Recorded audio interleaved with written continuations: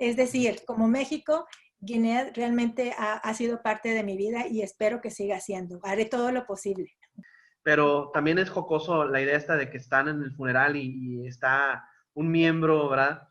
Sí, Mirándolos a todos, ¿no? sí, sí. Realmente vigilando a quienes fueron a acudir a ese funeral. Hay que ser también activistas intelectuales, ¿no? También decir, miren el pensamiento que sale de este otro lugar. Se posiciona la cantante que sale moviendo el trasero a todos lados, los gangsters o los que se creen gangsters que traen sus pistolas.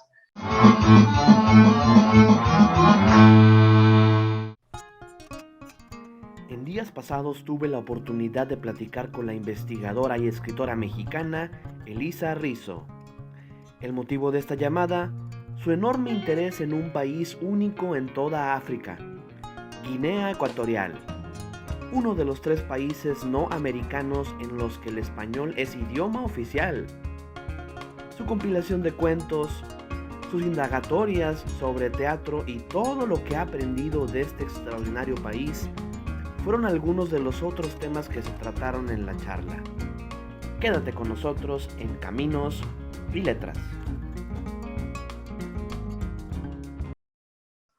Me encuentro el día de hoy con Elisa Rizzo. Ahorita se presenta ella en la parte en donde yo no tenga tanto contexto, pero Elisa Rizzo es, se puede decir por lo pronto, investigadora, ¿verdad? Sí, sí, soy Escritora. investigadora, soy profesora en la Universidad de Iowa State University. Perfecto, perfecto. Y bueno, básicamente la razón de ser de este diálogo, si me permite el público, es mencionarles que Elisa, en particular, es una investigadora que se ha abocado a un tema que estoy segurísimo, ahorita me va a corregir también, pero que muy pocos investigadores han tocado en el tema de las artes y humanidades, que es el de un país muy peculiar de África. Y bueno, para quienes hayan visto esta trivia, en eso se ha de haber quedado, en una trivia, pero fuera del continente americano, en los más de 200 países que conforman este planeta, hay 3 países, si mal no recuerdo, a ver si por ahí se apareció otro, pero fuera de América hay 3 países que hablan el idioma español. Obviamente, la madre patria, España, es uno de ellos. El otro es Filipinas. Fue Filipinas, sí. Fue, ya no es oficial. Ah, ok. Ajá. Y el otro es Guinea Ecuatorial. Entonces, ahí es donde empieza a aparecer lo extraordinario de esta plática, porque Guinea Ecuatorial es un país africano del cual, hasta donde sabíamos, antes de un libro que prologó y compiló Elisa Rizzo, pues que no tenía ningún vínculo en particular con nosotros. Y en lo particular, a mí lo que me llevó a esta conversación y en particular a esta plática que espero abra los ojos de muchos de nosotros es que un día, andando por la Feria Internacional del Libro de Monterrey, acá en Nuevo León, me topé con el stand de la Universidad Nacional Autónoma de México y en una colección vi este libro, Caminos y Veredas, Narrativas de Guinea Ecuatorial. Te lo juro, nada más lo vi y dije, ¿qué hace un libro de una universidad mexicana hablando de Guinea Ecuatorial? Y dije, tengo que llevármelo. Lo devoré, me lo eché yo creo que en 3 días, a lo mucho. Y hace poco tuve la oportunidad de rememorarlo y darme cuenta de que pues Elisa Rizzo sigue ahí, ¿verdad? Es una obra que hizo o de la cual formó parte hace mucho tiempo y el día de hoy tengo el gusto de que esté con nosotros. Así que, Elisa, pues yo creo que de las diferentes preguntas que tengo para ti, la primera es, ¿cuál es tu relación profesional y personal con Guinea Ecuatorial que te llevó a editar o seleccionar todo lo que contiene este maravilloso libro? Bueno, pues primero que nada, muchas gracias por la invitación, Héctor. Es para mí un gusto estar aquí platicando contigo de un país que me ha enseñado mucho y que realmente ha transformado la forma en la que yo veo el mundo. Yo empecé a estudiar sobre Guinea Ecuatorial cuando estaba terminando mi disertación doctoral y mi profesor de doctorado, mi director de tesis, hizo una gran conferencia a donde invitó muchos escritores de la diáspora africana en las Américas y también invitó a autores de Guinea Ecuatorial. Allí en esa conferencia que organizó mi profesor Marvin Lewis, tuve la gran dicha de conocer a dos de los escritores de Guinea Ecuatorial más importantes, Donato Ndongo y Juan Tomás Ávila Laurel. Esto fue hace muchos años, hace como, wow, hace como 20 años creo. Así que yo escribí mi tesis doctoral sobre literatura mexicana. Okay. Pero para cuando terminé de escribir mi tesis, que ya iba a la mitad de la escritura, cuando conocí a estos escritores, eh, terminé mi disertación, pues me gradué y empecé a dedicarme por completo a Guinea Ecuatorial. Es decir, que dediqué varios años después del doctorado de, pues, empaparme de todo lo que podía de Guinea Ecuatorial y le debo muchísimo a Juan Tomás Ávila Laurel y a Donato Ndongo porque ellos generosamente me llevaron de la mano, me alentaron a que escribiera más sobre su país y a mí me resultaba algo, era una sensación muy interesante y muy linda que todavía siento hoy. Leer textos de Guinea Ecuatorial era para mí como leer textos que se pudieron haber escrito en parte en Guadalupe, Nuevo León, de donde soy yo, donde pasé mi infancia. Así que era algo que yo extrañaba de las letras latinoamericanas, las letras mexicanas, que a veces, no siempre, ha cambiado mucho el panorama narrativo en México en los últimos, bueno, 20, 30 años, pero faltaba para hasta donde yo veía en esa época, faltaban más voces de diferentes experiencias culturales, de diferentes estratos de experiencia histórica o geográfica. Así que cuando me enteré en ese año, en 1999, en esa conferencia, que había un país africano donde se hablaba español y que yo no sabía de ese país, yo dije, bueno, pero ¿qué pasa aquí? Así Ajá. que fue allí donde empezó mi camino y fue gracias a estos escritores, maestros y amigos que me invitaron a participar. Ok, entonces a ti te surge la inquietud de, me imagino que el señor Avilés y Don Go empiezan a narrar algunas cosas que traen, ¿verdad?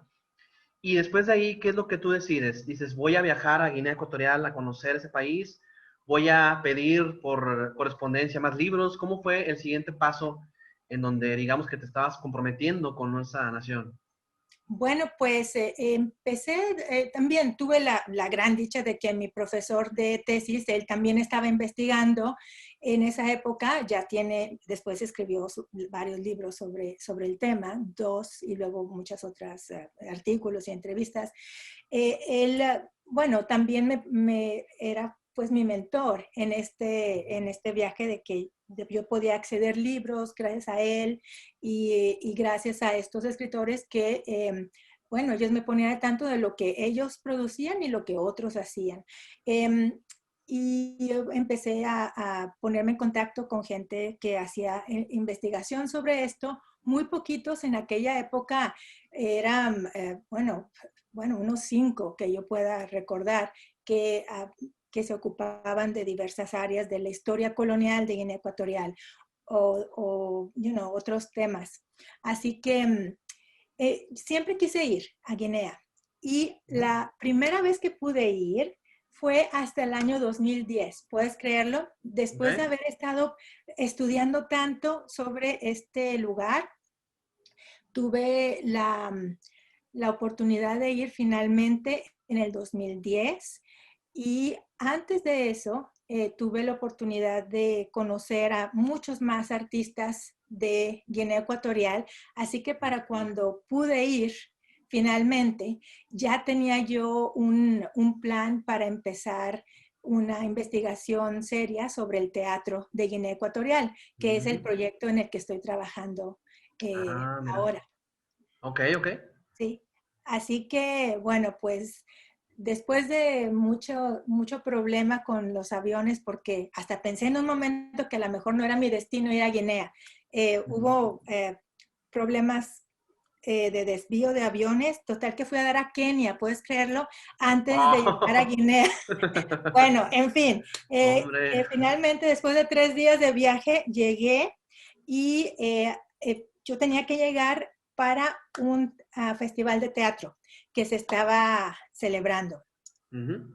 Y allí yo tenía pues la gran fortuna de conocer a un dramaturgo muy importante, Recaredo Silebo Boturu, y a su compañía Bocamanja, y ellos me permitieron ver sus ensayos, me mostraron mucho de lo que toma hacer teatro en Guinea Ecuatorial, y de allí, desde el 2010 hasta ahora, he estado eh, recopilando y aprendiendo y construyendo ya no estudios sobre, sino con la gente, los autores de Guinea Ecuatorial, sobre todo en este caso los dramaturgos.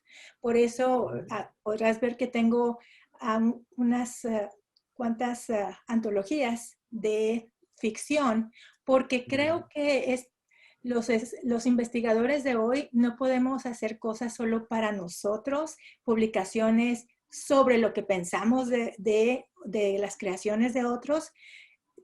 Hay que ser también activistas intelectuales, ¿no? También decir, miren el pensamiento que sale de este otro lugar, la gente es súper innovadora, vamos a traerlos a las plataformas de países en donde también compartimos experiencias, compartimos ciertas sensibilidades, pero también tenemos pues muchas diferencias.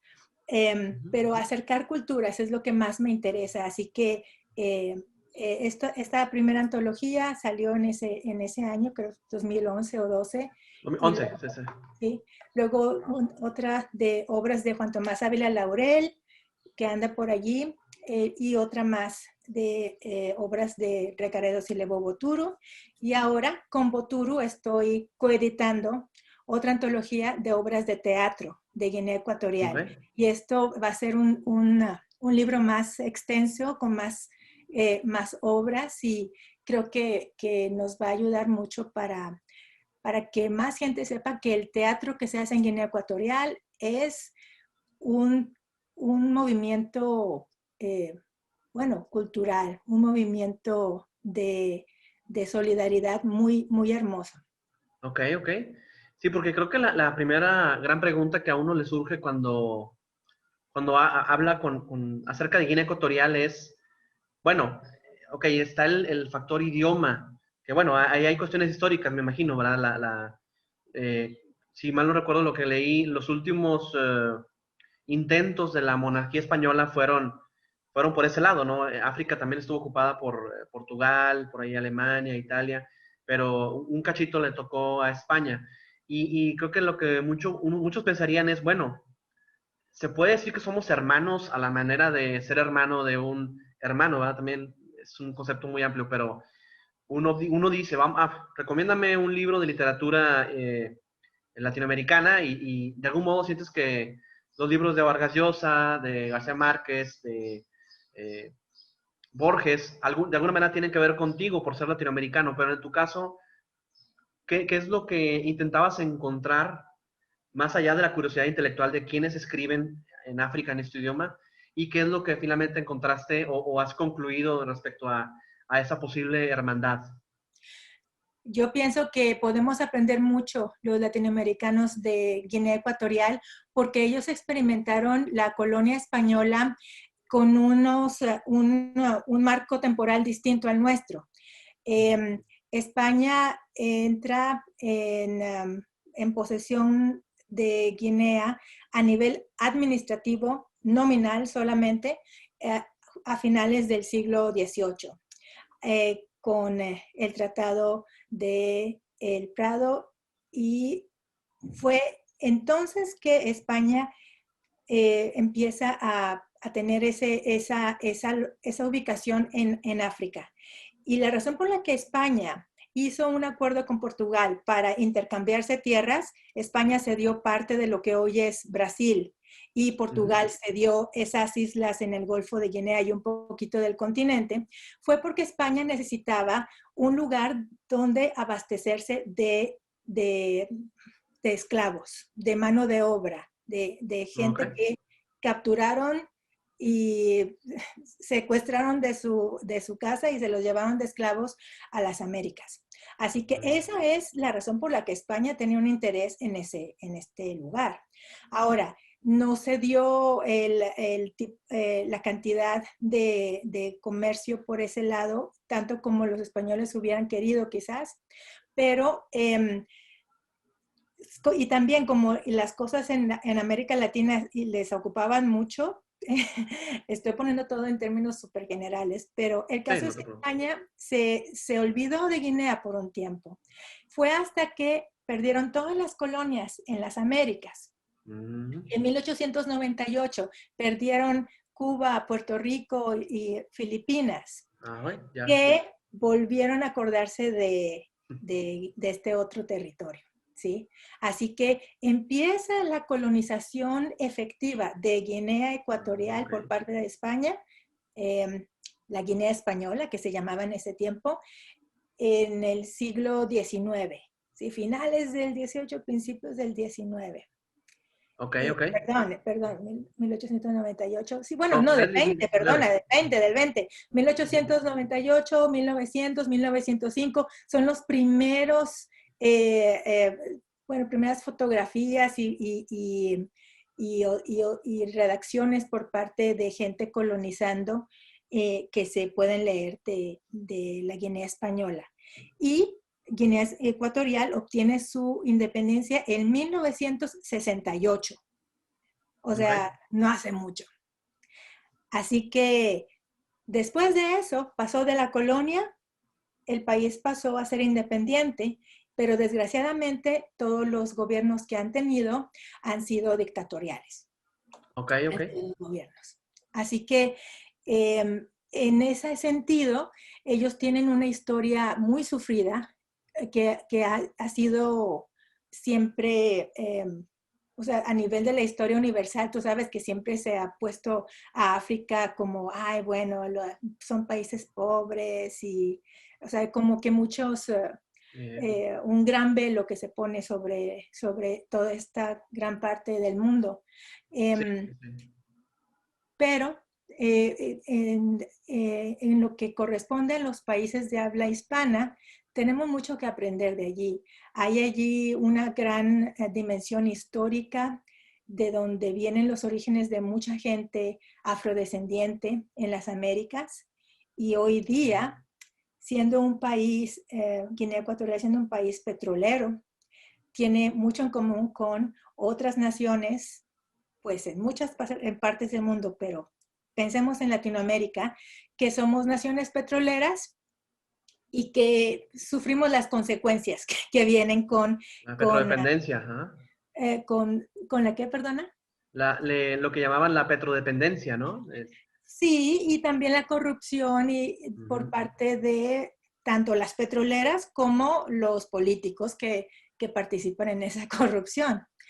Así que, y como esos recursos no van a dar a las arcas nacionales para ayudar a la gente del país, todos esos problemas podemos comparar notas con Guinea Ecuatorial.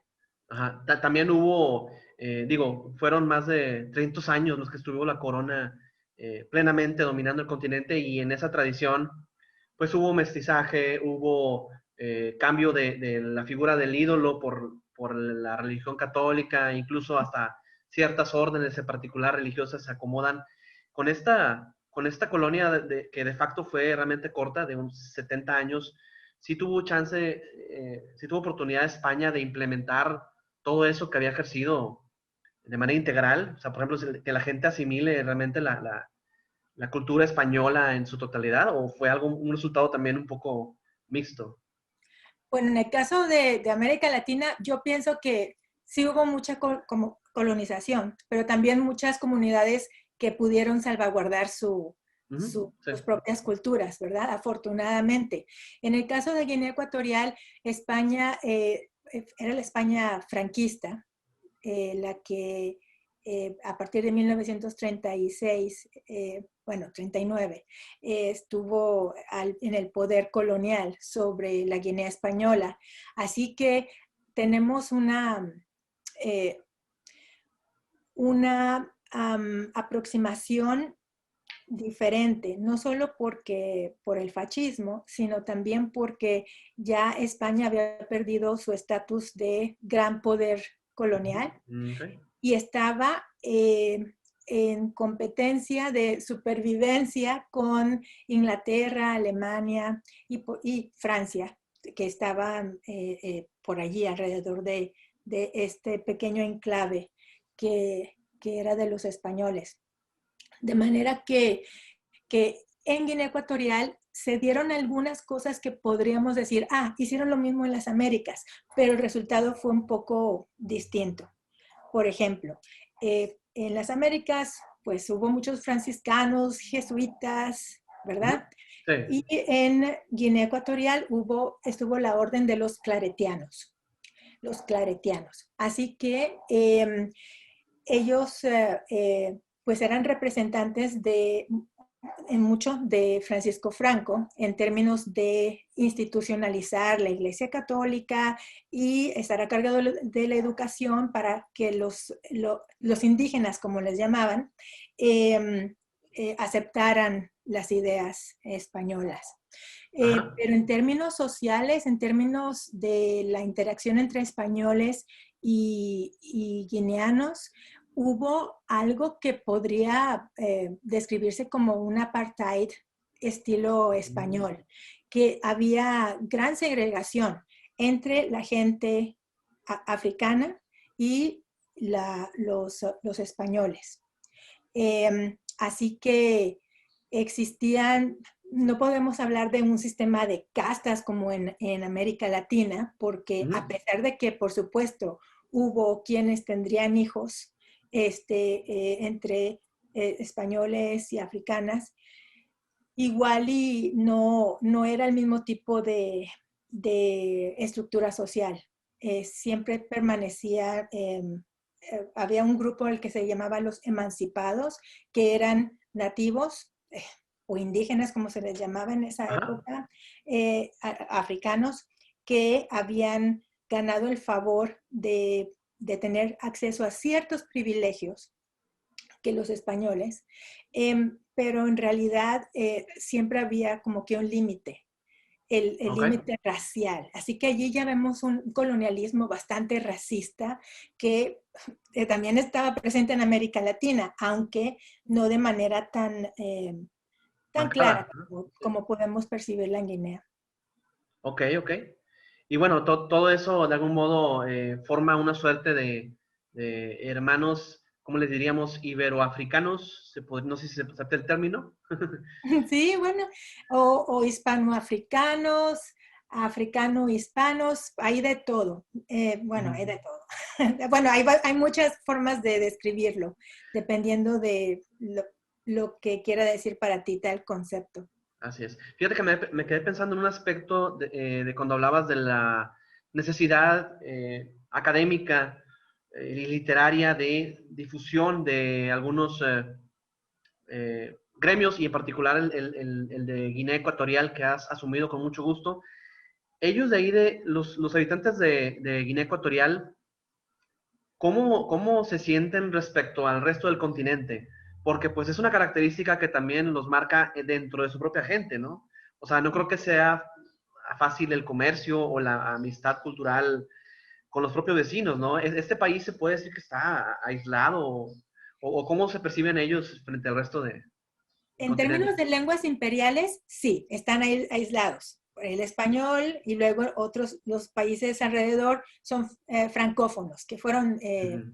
colonia de Francia.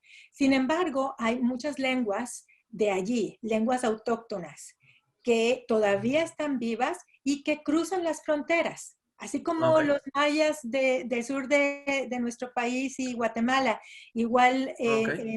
en Guinea Ecuatorial, sobre todo en el continente, el grupo Fang es el mayoritario y existen tanto del lado de Gabón como de Camerún. Ah, ok, Así ok. que existe por allí mucha, digamos, mucha comunicación lingüística. Eh, También en la ciudad de Malabo, que está en la isla de Bioko, no sé si por allí puedas poner algún mapa Ujú. para que se pueda ver de lo que estamos hablando.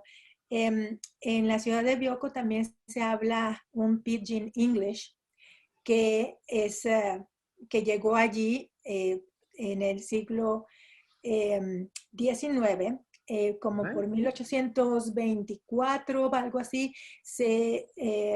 la isla fue rentada a los ingleses para que hicieran actividad abolicionista en Ah, ok. esa área. Así que vino gente de Sierra Leona y alguna gente que vino liberta incluso de los Estados Unidos, y pues por eso ellos trajeron este creol del inglés, el pidgin del inglés, perdón, que pues se hablan diferentes variedades por la costa oeste de África y que también existe en Guinea. Así que esa es una lengua franca en la ciudad de Malabo, que mucha gente que si no hablan una lengua en común, se hablan en español o se hablan en Pidgin English, Ok. el Pidgin English que le llaman, ¿sí? Así que a nivel lingüístico es un país muy rico y muy variado. La gente bueno, habla al menos dos lenguas. Ok, ok. De algún modo se han adaptado a estos tiempos, ¿no? Donde eh, no es práctico hablar nada más tu propia lengua, ¿no? Y un poquito lo que viene pasando en otras partes del mundo, ¿verdad? Pero sí me llama la atención el hecho de que ellos, pues, se sintieran huérfanos en esa área, ¿no? Pero bueno, sí es cierto que en África hay una tradición muy fuerte todavía de tribus y, y etnias, ¿no? Sí, sí, hay división étnica en las ciudades, que es donde yo he estado más. Es más una situación, pues, más cosmopolita. La gente habla más, hay más comunicación. Es diferente que vivir en pueblitos aislados, que es lo que a veces acentúa las diferencias étnicas y una serie de factores históricos que hacen que haya ciertas rencillas por allí. Pero hay muchos jóvenes que están tratando de crear un sentimiento de solidaridad entre ellos a Ok, través de las lenguas nacionales, a través de experiencias compartidas, y eso es lo que más me interesa del teatro que se hace en Guinea Ecuatorial, porque es mucho, hay un gran impulso por crear solidaridad, hermandad, compasión entre unos y otros. Y también, pues, tratar de recuperar lo que es la importancia de las relaciones humanas antes de las cosas materiales. ok, Porque también en África, como en todo el mundo, la globalización, la comercialización, el consumerismo está carcomiendo las culturas ok. locales. Ujú. Así que hay todo un resurgimiento de la cultura que podemos ver en varias expresiones artísticas y culturales, y que yo lo estoy apreciando en el teatro. Ok. ¿Tú crees que, por ejemplo, ahora que hablas de esta, me llama la atención que sean los jóvenes quienes tengan esta mentalidad, porque acá vamos a llamarlo Occidente, aunque también es un término muy vago, pero si algo caracteriza de alguna manera nuestros tiempos, al menos en lo que vemos en redes sociales y en la televisión, es la excesiva frivolidad, ¿no? Ujú. Yo siento que al menos en el tema de lo trending, se posiciona la cantante que sale moviendo el trasero a todos lados, los gangsters o los que se creen gangsters que traen sus pistolas, un lenguaje muy rudimentario, una actitud muy agresiva frente al mundo, frente a los rivales de grupo delictivo o posibles rivales de un ficticio grupo delictivo. ¿Tú crees que este pensamiento de los jóvenes de Guinea se debe en parte a una suerte de primitivismo o el hecho de que no sea una sociedad tan desarrollada, que no haya tenido tiempo de volverse banal por estos progresos de la tecnología? Pues fíjate que los mismos problemas que existen en nuestras sociedades en Latinoamérica en cuestión de la erosión de la cultura, digámosle así, también existe en todas partes.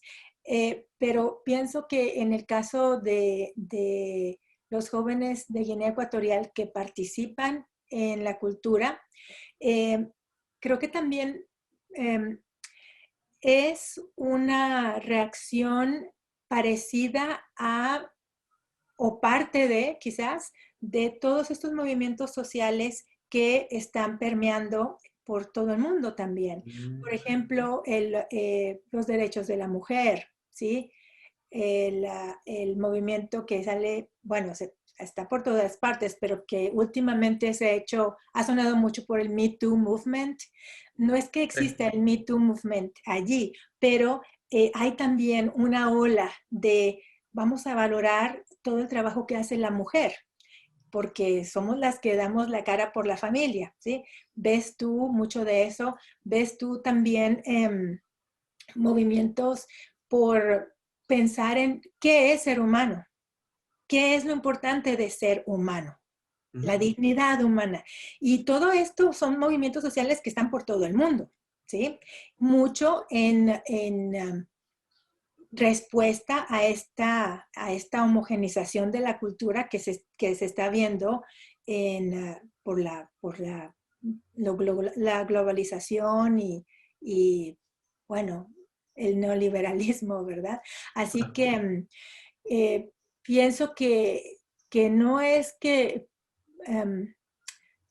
no es por una singularidad, sino por la forma en que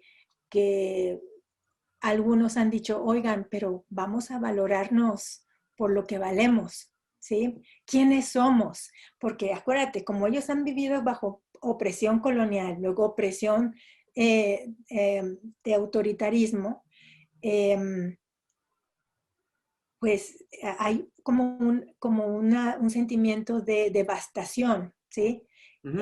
Así que es este instinto humano, creo yo, de todos los humanos que queremos sobrevivir, avanzar y resurgir, lo que están tratando de hacer estos jóvenes. Y la juventud es así, ¿no? Sí, hay algunos que se dejan llevar por las modas, pero también hay muchos jóvenes curiosos que no les importa ser un poco diferentes o preguntar cosas o ver otras alternativas.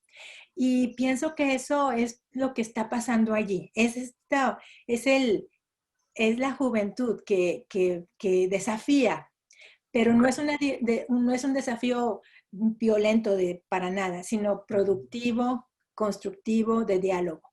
Sí, y me llama la atención que además ocurra en un país como tú dices que me imagino que en este momento hay elecciones libres, hay, se puede decir que hay democracia. No, desgraciadamente Por- no es posible decir eso, Ujú. porque existe, bueno, han tenido el mismo presidente desde 1979. Ok, ok. Sí, pues con más mérito tiene eso, ¿no? La capacidad Ujú, no es un statu quo, digamos, razonable como el de, no sé, me imagino que en Estados Unidos y México ujú, hay diferencias grandes, pero hay instituciones, ¿no? De algún modo hay procuradurías de distinta orden, ujú. no hay censura tan abierta en redes, entonces a lo mejor, pues por ahí los ecuatorianos, guineanos, ¿cuál es el Los, gentilicio? Guineo los, ecuatorianos. los guineo-ecuatorianos, Ecuatorianos. pues tienen ese múltiple reto, ¿no? De ser de un país que está en desarrollo, pero a la vez es una dictadura, pero a la vez quiere ponerse al día con los valores del resto del mundo, ¿no? Sí. Fíjate que, volviendo un poquito al libro, Elisa, me estaba acordando hace días y lo encontré de los cuentos que rescataste en el cuento de Donato, el de Cero, que es Ajá. introducción a la novela Hijos de la Tribu. Pues ocurre un incidente muy cómico, ¿no? Que es este funeral en el que todo el mundo se replantea qué sigue de mí, pues se murió el cacique, bla, bla. Pero también es jocoso la idea esta de que están en el funeral y está un miembro, ¿verdad? Sí, Mirándolos a todos, ¿no? sí, sí. Realmente vigilando a quienes fueron a acudir a ese funeral. Y me deja pensando, porque me quedé mucho con esa anécdota de todos los cuentos que rescataste, eh, pues de ese, no sé si se pueda catalogar como humor negro, o simplemente sea humor, ¿verdad? Porque las sociedades del tercer mundo a veces podemos ser muy surrealistas, ¿no? Como decía Salvador Dalí. Pero cuando tú seleccionaste estos cuentos, ¿cuáles fueron los valores que tú resaltabas? Que fuera algo muy distintivo de Guinea Ecuatorial, que fuera algo bien escrito. Cuéntanos también un poquito cómo llegaste a esos cuentos. Pues fíjate que yo tal vez no soy una antologista yo no pongo parámetros antes de hacer una selección. Yo más bien entro en diálogo con los escritores y les pido que si ellos quisieran darnos una obra, una selección de relatos o lo que fuera para que entre en esta antología, bueno, que ellos me den lo que ellos quieran presentar, ¿ves? Porque Ujú. también el escritor quiere un diálogo con el mundo. Así que en ese sentido, ellos tuvieron a bien darme esto y ya cómo lo acomodo y cómo lo presento, ya es lo que es el reto para mí, ¿verdad? Así que en términos de la corrección y de todo eso, no tuve muchos problemas porque todos estos son grandes escritores. En el caso por ejemplo, de otras antologías, por ejemplo, ahora esta antología más masiva de teatro, hay algunos que no están entrenados, o más bien ninguno ha tenido el entrenamiento en dramaturgia a nivel de escritura dramática. Así que igual allí sí hay que formatear, ¿verdad? En las cuestiones técnicas. Pero para esta antología en la que estamos trabajando Recaredos y Lebo Boturo y yo, hemos propuesto que nos den cosas variadas porque queremos dar un panorama de todos los temas que se tocan Ujú. en el Teatro de Guinea. Así que también depende de lo que ellos, los escritores y las dramaturgas, en este caso también hay mujeres, sí, eh, que Bueno, quieran mostrar y ya de allí entramos en un diálogo. También por eso es muy importante para mí estar coeditando con un dramaturgo que está en Guinea, porque todo debe de ser parte de un diálogo. ok, Yo no soy quien para decir, oh, esto vale, esto no. claro. No me nace posicionarme así, ni creo que sea adecuado, porque yo soy nada más alguien que está como punto de referencia, es como yo veo mi labor y que esta literatura tenga, tenga más oportunidad de salir a muchos lugares donde se hable español. Y bien, también, si es posible, vamos a hacer de esta antología en la que estoy trabajando una versión bilingüe para que también se dé a conocer en otros países. Ok, ok. Porque fíjate que los guineanos tienen muy presente Latinoamérica, ¿eh? Ah, sí. Sí, sí, allá se ven telenovelas mexicanas, No es brasileiras, por la cierto. tele, sí, sí. Órale. Se sabe de Cantinflas, de los mariachis y bueno, o sea, se conoce México y se conoce toda Latinoamérica, por supuesto.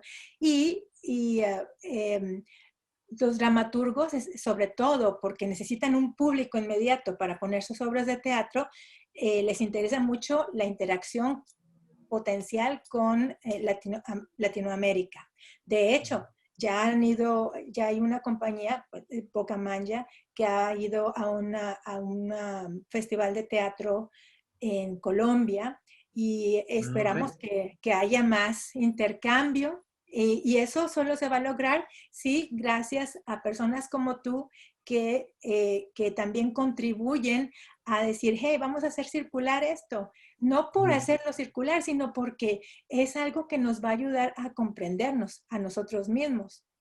Eh, Te lo digo que yo como norteña, como regiomontana, el, el leer esta literatura me ha ayudado a ver la perspectiva de la comercialización y de todo lo que habíamos hablado sobre el extremo consumerismo que hay en Latinoamérica, verlo desde la perspectiva africana, porque a veces cuando te cambias un poquito de encuadre, puedes ver más cosas, entender más cosas que otras perspectivas pueden captar y que tú no has captado. Así Así es. que, por ejemplo, cómo España se ha transformado a lo largo del tiempo, cómo se ha movido en el mapa del poder internacional, Estados Unidos, cómo se ha movido a lo largo del tiempo en términos de influir aquí, influir allá, de esta forma y de esta otra forma. Ujú. Y cómo el español hoy en día puede ser una herramienta para acercarnos a gente con la que podemos entablar discusiones sobre, pues, recordar lo que fue la colonia o incluso ver cómo vamos a solucionar problemas como eh, la explotación de nuestras tierras, el Ok. desgaste de nuestros recursos naturales, ¿sí? Todos estos son diálogos que podemos y debemos tener con gente de muchas partes del mundo. Así que Sí, sí, sí. mientras más información circule, mejor.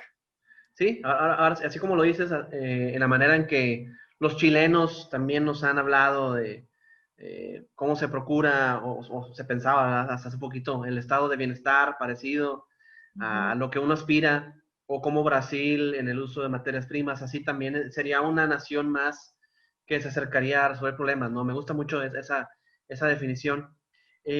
Una pregunta, Elisa, ¿tú eres egresada de la Universidad Autónoma de Nuevo León? Pues tengo un chorro de amigos allí, pero soy Ah, del TEC. ok, el TEC de Monterrey, ok. Entonces, Sí. esa primera vida académica fue en Nuevo León y ya después fue cuando te llamaron o te llegaste a Iowa por alguna beca o petición Sí, de... pues nada, yo solicité una beca en la Universidad de Missouri porque allí Ujú. tenían el Instituto de Lenguas Románicas Afro, así que es de Afro Romance Institute. Así que yo fui a trabajar allí con el profesor Marvin Lewis. Ah, ok. Me fui de Monterrey a Missouri. Así que, y allí en Missouri ya terminé, hice la maestría y el doctorado. Y de allí, pues resultó que me casé y ahora mi marido y yo tenemos trabajo en la Universidad de Iowa State. Ah, perfecto, perfecto. Sí, Entonces, digamos que también tu vereda se abrió gracias a Guinea Ecuatorial, ¿verdad? Fuiste haciendo tu sí, vereda hacia el norte del continente.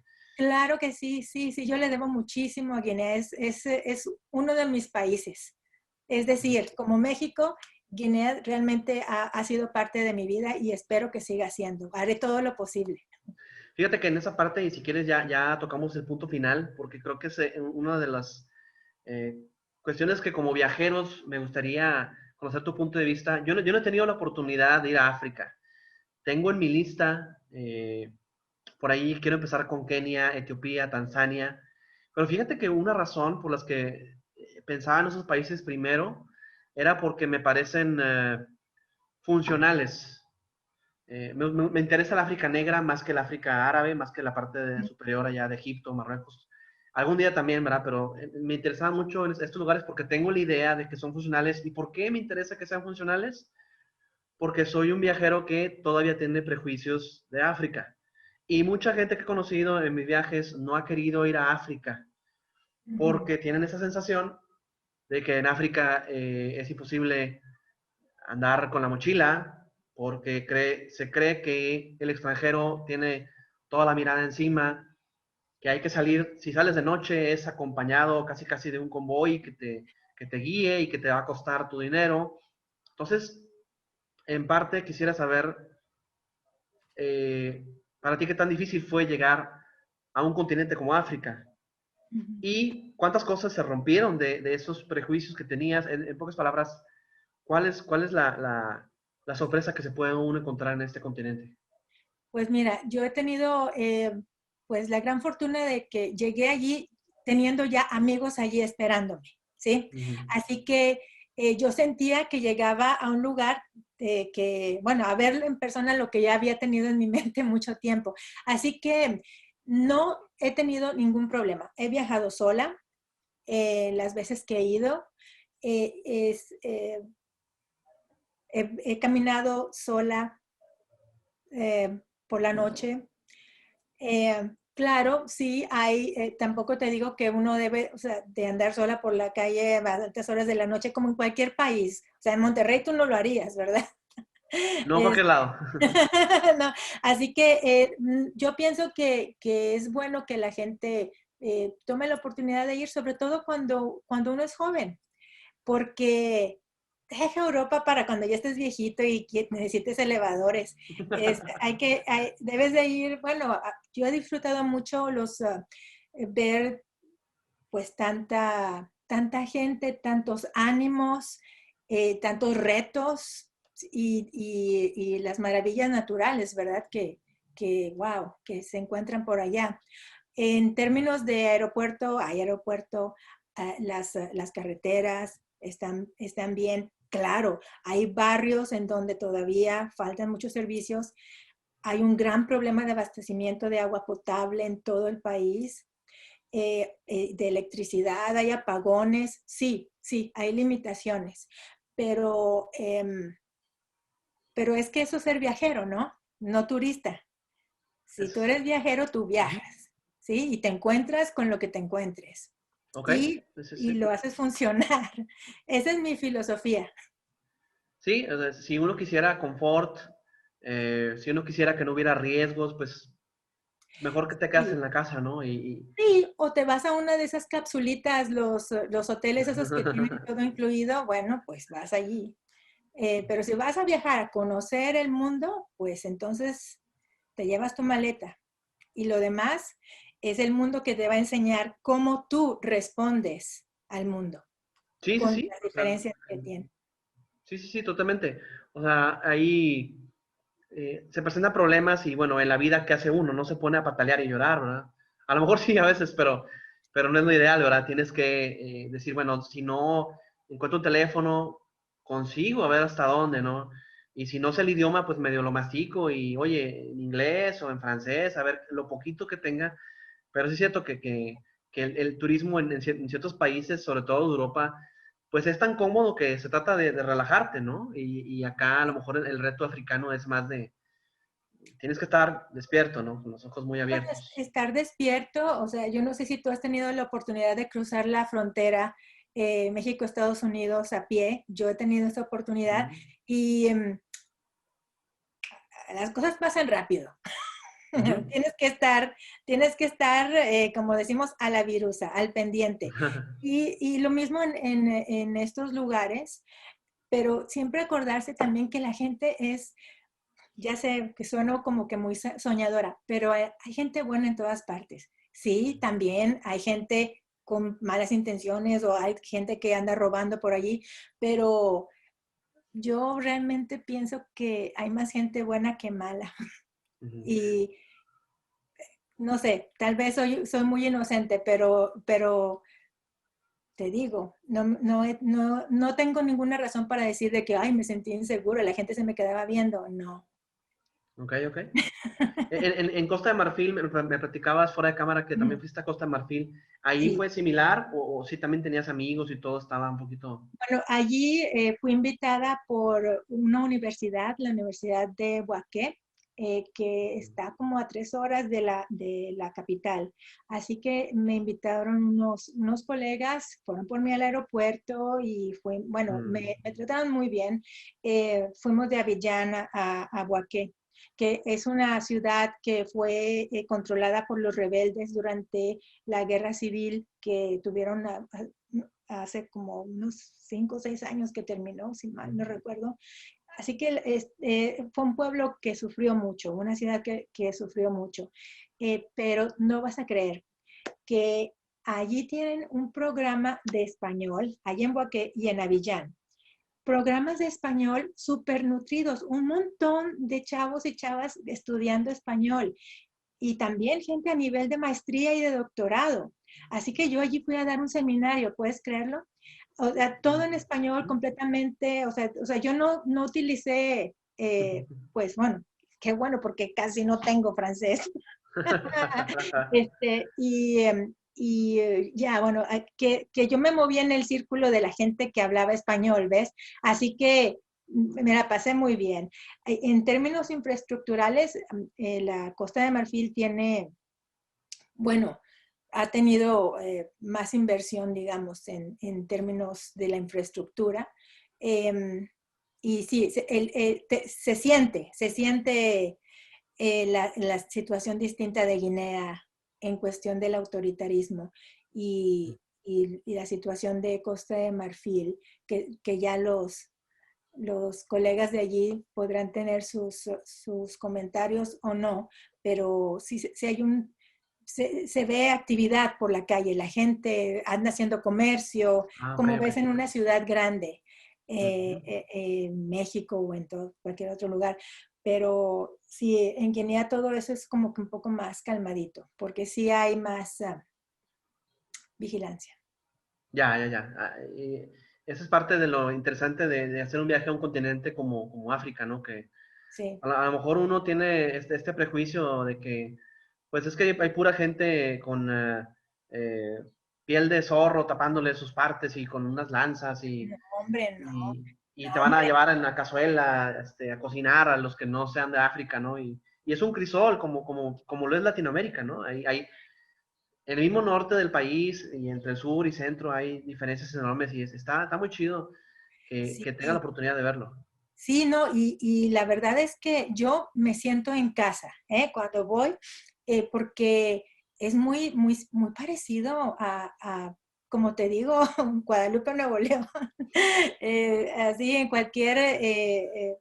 en muchos lugares de América Latina uno puede sentir esa misma sensación de un país en vías de desarrollo, gente que por alguna razón u otra tiene mucho, y otros que no tienen nada, nada, nada. O sea, esa diferencia que tenemos en las Américas también existe en África, pero, o sea, así que ves súper lujo y ves gente en condiciones paupérrimas.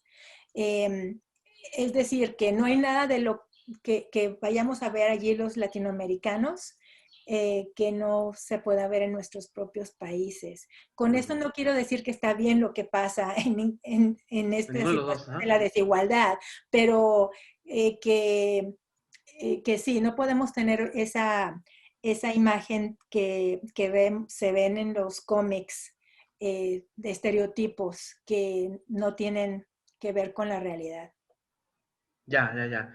Pues mira, ya como último aspecto, ya hemos conocido el día de hoy a autores, a gente del teatro de Guinea, un poquito de su personalidad, pero para quien quiera realmente comenzar a adentrarse ahora sí que en el viaje, ¿cuáles son los 4 o 5 atractivos que tú recomiendas de Guinea? Para empezar por esa parte, la parte turística, Okay. y después la verdaderamente viajera, que es acercarse a su gente. Pero empezando por el atractivo que son museos y lagos y esto, ¿cuáles serían los 5 o 6 puntos que tú recomendarías? Pues mira, en cuestión de museos y esto no está muy desarrollado esa parte de las instituciones. Sin embargo, ir a la ciudad de Malabo, ir a la ciudad de Bata, vale la pena, que son las ciudades más grandes del país. Malabo está en la isla de Bioko. Bata está en la parte continental. Si estás en la isla de Bioko, es importante viajar por la isla de Bioko porque hay una riqueza natural espléndida, ¿sí? Hay áreas de conservación en donde hay biólogos trabajando con varias especies que si te interesa eso, es muy importante visitar. Ujú. Y, y si se tiene la oportunidad de viajar por avión, o bueno, también hay barcos, pero no sé, bueno, no sé qué tan regular sea el servicio, pero viajar a las otras islas que también son parte del país, a Nobón, Corisco, el Obey Grande y el Obey Chico, también para que te tomes pues toda esta experiencia del Golfo de Guinea, ¿sí? Ujú. Que también se conoce como el Golfo de Biafra. El Golfo de Biafra, ok. ¿Algún platillo o alguna bebida de esas peligrosas que recomiendas? Bueno, platillo, pues mira, a mí me gusta mucho el pepe soup, la malanga, eh, que es así como un tubérculo. Ay, el pescado frito, ay, sí, sí, sí. ¿Eh? Y el pescado asado, fresquecitos, fresquecitos. Ay, ¿qué más? Ay, sí, los plátanos fritos a mí me encantan, aunque eso también se puede comer en México, pero a mí me encantan los Pero el plátanos. hallato, ¿verdad? Sí, sí. Y sabes que allá servicia, o sea, servicia, ya es la cerveza. La cerveza, pues también está muy bien, una San Miguel y también gin con tonic, que es una bebida muy colonial, pero que también es muy común por allá. Y seguro que habrá más, pero pues ya ves, yo de niña aburrida que no lo probé todo. Seguro que alguien más te podrá dar más tips. No, no, pues ojalá sigan más viajes, Elisa, más idas allá Gracias. a Guinea. Y bueno, que académicamente sigas fortaleciendo tu currículum y más que el currículum, la verdadera y auténtica aportación cultural entre nuestro continente y un país muy, muy característico. Te agradezco mucho que me hayas tomado esta llamada y bueno, no sé si quieres dar algún mensaje de despedida a nuestros caminantes, sobre todo caminantes interesados en los lugares raros y exóticos que hay en el mundo. Bueno, pues nada, que vayan a donde ustedes quieran ir con su maleta interior bien hecha. Es decir, que tú lleves tus valores y tu brújula de lo que de la orientación a donde quieres llegar, que muchas veces no es una distancia, sino un acercamiento hacia la gente, que es donde es lo que más enriquece en los viajes, en mi opinión. Perfecto, pues lo tomamos de una persona que ya conoció África y el África, digamos, street, o sea, la auténtica África. Y bueno, pues aquí estamos a la orden. Esperamos que te vaya bien en la parte de esta nueva compilación teatral y seguiremos al pendiente de tus progresos. Muchas gracias, Héctor. Y muchos éxitos para ti también. Muchas gracias. Ok, okay, gracias. Bye.